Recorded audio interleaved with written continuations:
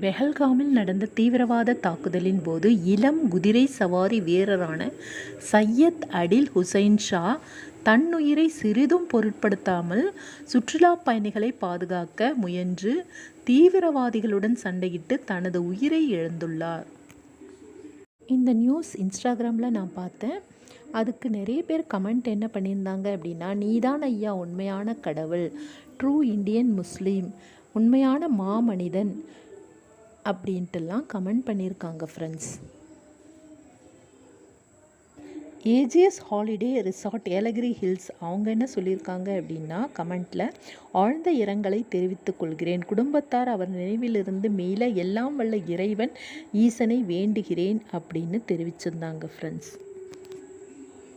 தீவிரவாத அச்சுறுத்தல்கள் பயமுறுத்துவதாக இருந்தாலும் இப்படிப்பட்ட வீரத்தீர செயல்கள் தான் நம் மனதில் சிறிதளவு நம்பிக்கையை ஏற்படுத்துகின்றன.